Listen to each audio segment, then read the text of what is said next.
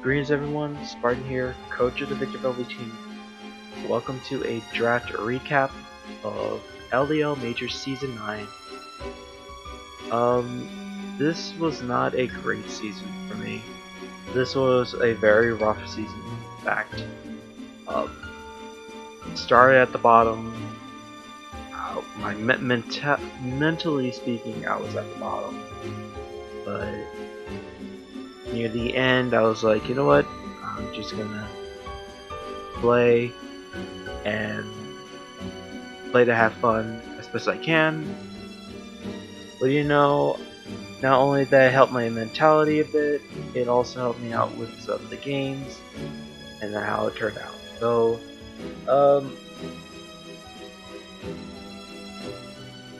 what to say about this?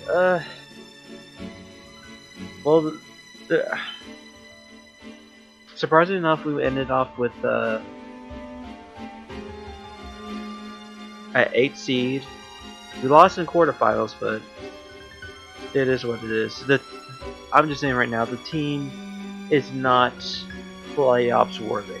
I'm just saying this right here, right now. Do I think this team is good? Some of the mons are. Some of the mons are good. But this team does not have race synergy. So let's break down to the team. So as I mentioned before, we were 8 seed.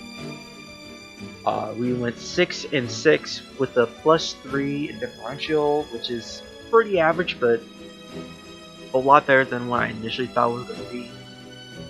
At the beginning, I actually thought I was not going to win a single game and go 0-12, but I pulled off some wins and was able to go straight even, almost straight even. There are some games that were, you know what? I'm just saying right now, almost pretty much every single game had a crit in it on me. So, and a lot of those crits really mattered. So I don't know. It really kind of frustrated me with all those crits. There were a lot of games that I really knew that I actually could have won, but didn't get a win because, of course, RG happens. So it is what it is, and I'm not going to be worrying about it, especially moving forward. Hopefully for season 10, with Sword Shield, the new Pokemon, more limited amount of Pokemon to use. So hopefully we can see, hopefully a healthier, how should I say it? A healthier balancing aspect in Draft League. So let's go through the team, mention a few things about them, and then I have something special to discuss about a what-if scenario. The first thing first is Mew.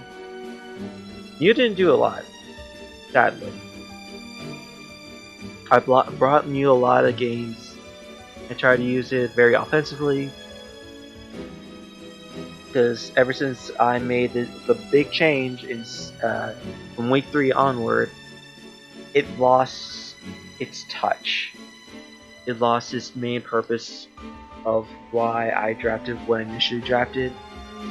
So I get able to use Mew a little bit more offensively. Excuse me.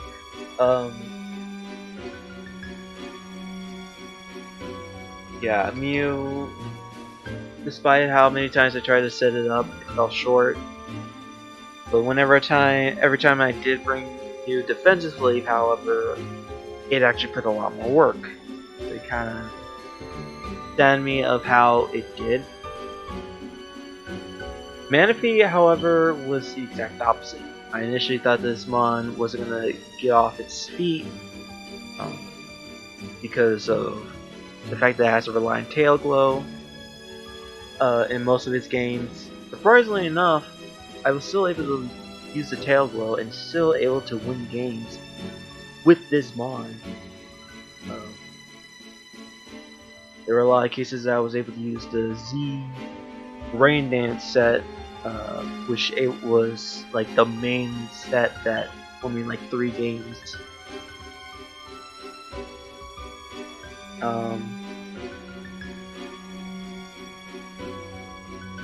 I think Manaphy was one of the main glues that kept this team alive.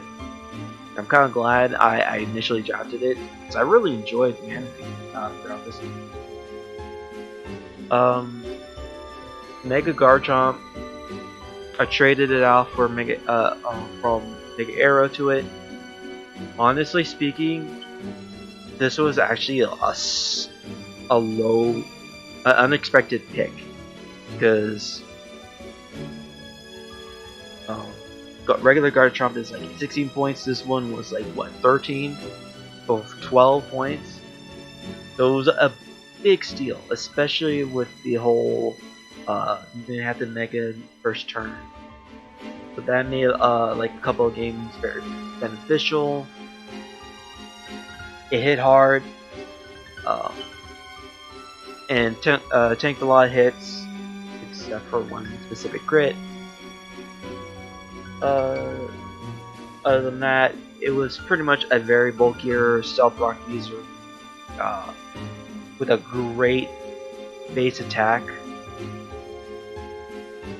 So I was kind of glad with that.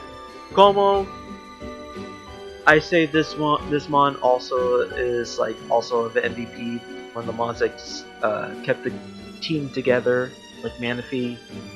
I ran a lot of sets with this mon. I ran like mostly berry sets, like Pitaya Berry, Roselli Berry, Pitch Berries,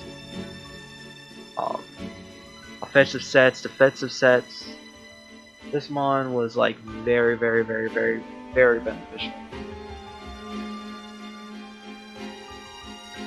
It fell short a few times, but it still did what it did. And I'm very happy about it. Crocodile, honestly speaking, fell short earlier throughout the season, but made a big comeback during one game, and I don't think it made a difference of how I thought about it. Don't get me wrong, I still love dark types. Crocodile is one of my favorite dark types, but with this team, sadly enough, it didn't do as great as I wanted it to be. Excuse me. Crocodile had great capabilities of being a sweeper, a great scarf user, but a lot of times it did fall short because it got crit, it got unlucky, and it just pretty much fell short. Whimsicott was probably my least favorite mon on this team. Honestly, I thought it was gonna put in a lot of work. It only put in work in like one game. That's it, and I'm very disappointed in it. Honestly speaking, I should have kept Shaman if that was the case, because I was so disappointed. And the fact that I picked it up really didn't benefit the team because it gave me another mon that was weak to poison. I had so many weaknesses because I had so many dual typings, and it really frustrated me because people brought in like a lot of HP ices, ice beams. So honestly speaking, Whimsicott was a really bad pick to pick up later on. The Blade, however, I'll give it some credit where it's due. It tanks hits, it deals damage, but it just lacks recovery. And this team didn't really benefit Blade a lot. I think that Blade was one mod that I really think that it needed wish support. to make it work, and it unfortunately that wasn't the case at all. Moltres had a lot of moments as well. It did things that it did, but I was disappointed on some aspects. But that's also me because I didn't go for like very offensive sets. I mean, based on how my luck was, I could have just went straight in with like Fire Blast and Hurricane and just start clicking buttons because of its dual typing. With the overall dual stat, you can get complete nukes even without Z, but still. Beware, I only brought in one game. I brought it only on one game, that was versus Jack. It put in work. That's about it. With the team overall, I honestly believe it didn't really benefit because I had Como. Como was like a lot better in most of the games. So I'm sorry, Beware. And DNC, I felt the same feeling. Ever since I picked up Whimsicott, I brought Whimsicott a lot more than DNC. And honestly speaking, I really wish I brought DNC a lot more over Whimsicott. I mean, with its because I underestimated its overall bulk. It pretty much tanks a lot of hits. So there's that. I don't know what to say about the Ansi, to be honest, because it didn't really. I didn't. I brought in a decent amount of games, but it felt like it was just there. Frostless, sadly, it felt like I brought it in, and it was only there for like just hazard for spikes, pretty much it. The fact that I have a set that I really wanted to use, but never got a chance to use it. So unfortunately, I wasn't able to do that. And then last but not least was Marini. In my opinion, I was not expecting this spawn to do that good in the quarterfinals. In fact, it made me realize that there were a couple of games I actually could have brought Marini in over Manaphy to benefit it. So there's that, and pretty much it about the team. I honestly believe that the team didn't really support Mew. Whimsicott was a bad pick. Mons like the Blade, Moltres, Frostlass, and even the DNC fell short. The only really big Mons that, in my eyes, were really good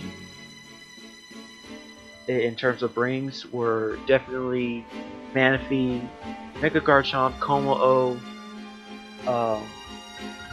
and surprisingly enough, Marini, because of how well it did in quarterfinals. I have a lot more respect to it. So that's pretty much it about my overall season and the team that I had to deal with all the RNG. However, this isn't the end of the video. See if I actually nope. Okay, so I have some what if scenarios in terms of draft of team changing. From week 3 and beyond, I had the team completely overhauled with the overall team of Mew, Manaphy, Shaman. Oh wait, hold on. It was this one. Mew, Manaphy, Whimsicott, Mega Garchomp, Crocodile, Doublade, DNC, Moltres, Frostless, Como, Beware, Marini. And honestly speaking, after playing through this season, I think this was probably the worst outcome I went with. So I wanted to look back at some of the in quote what if scenarios. Um, and the first one I want to discuss is what if I kept the team as it was, the initial team with Shaman, Mega Aerodactyl, and Cincino. Keeping Cincino, in my opinion, would have been able to keep good speed, momentum, able to hit relatively well and break through sash users with its multi-hitting move kits with Tail Slap, Bullet Seed, and Rock Blast. Having two good abilities that isn't Q-Con, but Technician and Skill Link really made it very beneficial in a lot of the games. I'm a bit iffy about Mega Aerodactyl, to be honest. I'm still on the fence that Mega Aerodactyl is overrated, in my opinion. That sure, it hits hard, it's very fast, but the fact that it doesn't have a lot of moves that benefits from Tough Claws, let alone have a lot of good, coverage, stab moves to benefit its Tough Claws, made this, in my opinion, a really hard, a very difficult mon to, let's say, bring. I mean, there are some matchups that I think that Mega Aerodactyl's speed would have been very great because it would force a lot of my opponents to use a lot more Scarf users. But that's what it is. And Magmortar, in my opinion, would have been a lot more better than Moltres in my eyes because of the move coverage, having access to Z, and its overall bulk, initial bulk in special defense would have been very great in some games. And to be honest, I really wanted to use Magmortar before the whole team switch. So that's pretty much it. And that's like what initially what I believe if I kept the initial team as it was. I honestly think that some outcomes would have been the same, but in the long run, some of the games would have been a little bit better. So I would say that this team would have ended up with a 7-5 differential. I honestly think that there was like one game that I think I would have succeeded if I kept the team as it is. There was one game that I could have actually straight up lost with the team. And there were some other games that without RG that would be very beneficial with what I have. So that's pretty much it about what scenario number 1 of the if I kept the team as it was from week 3 all the way to week 12. The next what if scenario is what if I kept Mega Arrow but got rid of Shaman for Superior. I actually wanted to get Superior because it was, in my opinion, a great defogger as one of the best, arguably one of the best status moves in the game. Glare, great speed tier of base 113. Sure, it doesn't have the great offensive capabilities, but because of contrary, it makes Leafstorm very spammable. Honestly speaking, I could say that this one would have made some games really interesting. And another change I would have went with was because of the point reason, I would have had to change one of my mons. and when this would have when dropping Diancie for Gramble, um, I would honestly be losing a lot of bulk, but having a nice Intimidate user and having access to a Z Crystal would still be pretty good in my eyes. But overall, um, I still would have brought Gramble in a lot of games because of his overall typing, Pure Fairy. I don't know about its overall bulk, but still. Uh, yeah, that's pretty much it about this team. Some of the games I would say that would made some good impact, but I honestly think that this team would have gotten a differential of 7 and 5. Wrong one. 7 and 5. Sorry. I honestly believe that this team had some good matchups against some of my opponents. But at the same time, there were some. I would say that there would be other games that this team would fall short. Ooh, sorry. All right, moving on. The third what if scenario is, well, what if I change a very fast oh, sorry, a very fast Mega for a very slow Mega. What if I ended up drafting Mega Ampharos? Um, Having great bulk and a great special attacking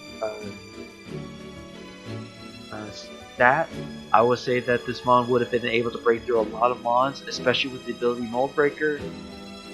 I would still be able to draft Superior, having a nice ground resist, having good access to defog and whatnot, and good speed tier, and any other change I would have went with is as well would be changing, unfortunately, Magmortar for Moltres. I still would have kept it, and I would have had changed the points enough so that I would have Moltres as one of the Z captains. And I honestly say that that would have made the team a little bit better, and I would have gave Frostless the Z captain rights as well, because I think that Frostless has some good moves that makes it not that bad as a Z user. I mean, it wouldn't hit that hard. Frostless doesn't have the best offensive pressure, but nonetheless, I still think it would have made some difference in games. There are some games, if I had Z Moltres, would make games a lot easier, a lot better, and that's why I think that this one would have made it to an 8 differential of 8 and 4. This one will be a little bit higher than the other ones because there will be a lot more games that I believe that Mega Ampharos and the Moltres would have put in a lot of work. However, because of the fact that, in my opinion, Mega Ampharos works best with a Wish Passer. The fact that I didn't really have a Wish Passer, it would not always be a great choice. Now, last one, in my opinion and in my heart, I initially should have went. I should have went with the what if scenario number 4. The what I actually want, which was Mega Latios. I honestly would have gladly dropped Mew for Mega Latios to be able to have a little bit a great Mega with great speed, great offensive pressure in both physical and special, have stats all outside of HP, 100 base 100 and above, and just be a very good offensive and or defensive choice to have. And once again, I would have been able to pick up Superior. I still think that the Mon overall works really well with Mega Latios. You'd be wondering if I would have changed Como. No, I honestly believe that Como really makes this team a little really good because it doesn't force me to always bring Mega Latios. Because Como, with this dual typing, great move pool, and also great abilities, all three of them, really makes Como a very good mon for allowing me to bring it in some other games that I didn't believe that Megalodios need to be brought in. I would be able to with this. I was able to keep Mag Mortar as well. I would able to uh, keep everything except for two things. One, because I dropped Mew, I still wanted another rocker, some rockers, so I would have went picking up regular Aerodactyl. Now, the same situation that I have with Mega Aerodactyl falls the same thing as regular Aerodactyl. Um, I honestly believe it's not a great mon, but it's not the worst mon. I mean, I already have it in PBAL Season 2, I mean Season 3, sorry, and with the team that I have, it really blends well with it. So I honestly believe that regular Aerodactyl blends well with this team as well. So I'm not too mad about that. And the other mon that I actually would have changed was changing Encino for Blissey. Yes, Blissey. This mon actually is, in my opinion, one of the best Wish Passers in the game because of its immense HP stat. Having a great HP stat with combination with good Spadef really makes his mon a really good special wall. Sure, it doesn't have the greatest base defense, but even complementing it with its base HP,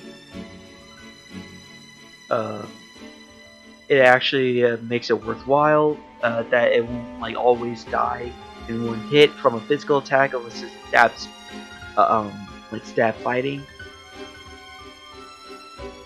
I honestly believe that this would have been a better cleric, since better than Diancie in my opinion, with natural cure, heal bell, having access to, like I said, wish, just a very bulky mon that really will be able to tank hits relatively well, especially pairing it with Megalodios, Como-O, Crocodile, Dublé, all those mons that don't have great recovery,